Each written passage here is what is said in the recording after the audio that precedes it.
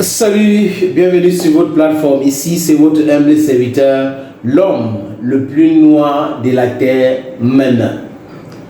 Donald Trump 1 a aidé à fragiliser les États-Unis d'Amérique.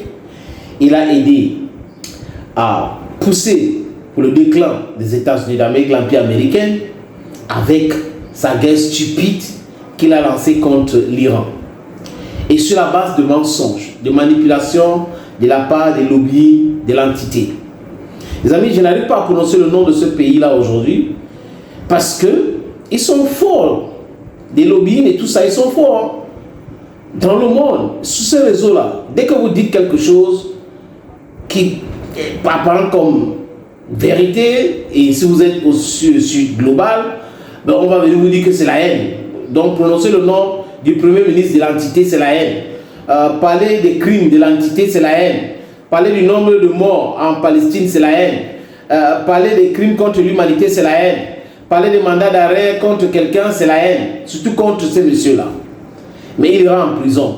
Je sais que vous savez de qui je parle. Il ira en prison. Igogo Fongata. Yes. Bibi Igogo Fongata.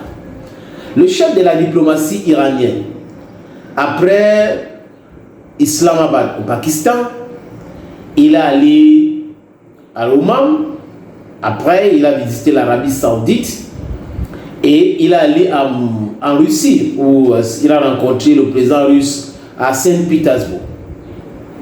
Si vous êtes au Cameroun, c'est le Douala de la Russie, dont la capitale dite économique. Et Poutine lui a rassuré du soutien indéfectible de la Russie. Un, de deux, Poutine lui a dit, monsieur le ministre des Affaires étrangères, nous allons tout faire pour amener la paix en Iran. Les amis, qui parle de la paix parle de l'équilibre de force, de l'équilibre de la brutalité. Parce que c'est le seul langage que l'impérialiste comprend. Si l'impérialiste vous tape 2 fois et vous tapez l'impérialiste 3 fois, ils ne vont plus revenir la 3e fois. Donc quand un des ministres en Iran dit aujourd'hui que l'Iran doit avoir l'arme nucléaire, en fait c'est ce type de langage que les gens aiment comprendre. Parce que depuis très longtemps, l'Iran a toujours dit nous ne voulons pas d'armes nucléaires. Il y a même eu un fatwa de l'ancien guide suprême assassiné froidement par Donald Trump et son ami, le chef de la junte de l'entité. Et aujourd'hui, l'homme qui ne voulait pas de l'arme atomique, un ayatollah, un homme religieux, aujourd'hui, ce sont des gardiens de la révolution qui gèrent ce pays-là. Et ils savent pertinemment que si l'Iran avait l'arme atomique, Donald Trump et son fou, le chef de la junte de l'entité, ne devrait jamais envisager attaquer l'Iran.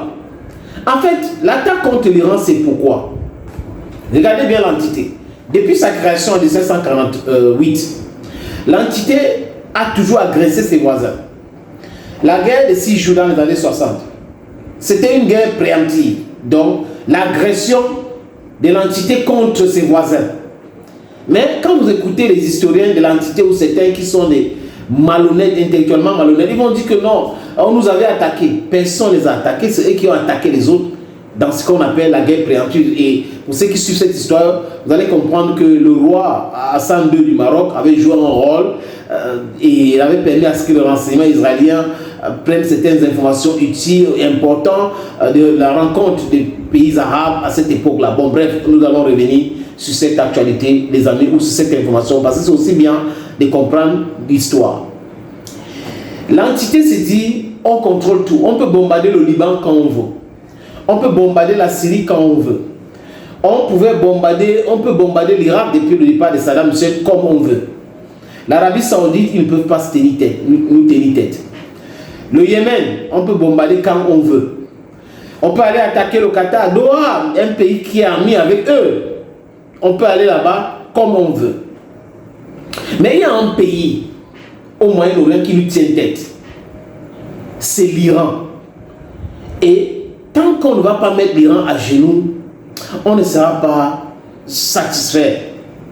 Donc, c'est pour satisfaire l'hégémonie qu'ils ont diabolisé l'Iran. Ce monsieur criminel génocidaire avait dit que Saddam Hussein, s'il part, il y aura la paix au Moyen-Orient. George Bush a concocté un truc, des armes de destruction massive, que lui pourrait aller au Conseil de sécurité des Nations Unies avec un tube pour montrer que voilà, alors que c'était la poudre à l'intérieur. Ils ont tué peut-être 1 million de personnes en Irak.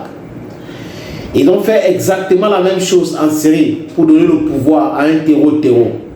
Tout le monde sait aujourd'hui que c'est un terreau qui est au pouvoir et ils voulaient cela. Donc comme l'Iran les tient tête et ils ne peuvent pas se dire qu'ils sont une superpuissance au Moyen-Orient, il faut donc tout faire pour avoir l'aval des États-Unis d'Amérique qui détestent aussi l'Iran, mais pas pour les mêmes raisons que l'entité, parce que l'entité veut l'hégémonie de la puissance. Mais les États-Unis d'Amérique veulent quoi? Contrôler le pétrole. Et depuis que l'Iran les échappe, ça devient compliqué et donc l'Iran doit être les ennemis. C'est la raison pour laquelle il y a eu un accord en 2015 pour le nucléaire iranien et on devait enlever les sanctions. Barack Obama ne l'a pas fait alors qu'il a signé cet accord. Et les Iraniens ont toujours respecté cela. Les gens qui n'ont pas respecté, ce sont les Américains. Donc les gens ont des agendas différents. L'entité a son agenda, les États-Unis ont leur agenda, mais ils avaient confondu le pays. Ils pensaient qu'en tuant ou en assassinant le guide suprême, ça devait s'effondrer, mais ça ne s'est pas passé comme ils avaient prévu. Donc aujourd'hui, le chef de la diplomatie iranienne, Abbas Araghchi, fait le tour. Il est arrivé donc en Russie. Tout le monde est en train de dire aujourd'hui que l'Iran comprend qu'il faut impliquer la Russie dans ce dossier pour que Donald Trump écoute bien ce que les Iraniens sont en train de dire. Et donc, il a rencontré le président russe. Ils ont discuté ensemble. Vous allez voir peut-être d'ici peu, ce dossier va quitter complètement Islamabad pour se retrouver à Moscou. Et là, Donald Trump et les Américains savent que si ça arrive à Moscou, ils ne pourront pas continuer à manipuler, à imposer des choses. Ça ne va pas marcher. Donc, le chef de la diplomatie iranienne fait le tour, mais il fait le tour avec l'autorisation de son président Pezeshkian et aussi les gardiens de la révolution. C'est comme ça que ce pays est dirigé aujourd'hui. Et bon, on va parler du guide suprême. Moi, je suis d'abord Arménie et qui est quelque part. Je vous ai dit qu'il est en Russie. Donc, c'est normal d'aller en Russie. Je ne sais pas si le chef de la diplomatie a rencontré le guide suprême, mais le guide suprême actuellement est en Russie. C'est l'information qu'on avait eue. New York Times avait dit que non, il est en Iran, quelque part dans une ville. Voilà comment ça se passe pour lui donner des lettres. Nous avons dit que le jour où on avait bombardé le palais du guide suprême ou les bureaux du guide suprême, il était dedans. Il est sorti seulement s'est baladé parce qu'il avait travaillé toute la nuit et les éclaboussures l'ont blessé. Et le guide suprême se porte bien pour le moment. Il est en Russie. Et je crois que la visite d'Abbas Araghchi aussi, c'est prendre certaines instructions pour la suite des négociations. La Russie doit impliquer directement dans ces négociations. On va voir ce que ça va donner, les amis. Allons, Gomé.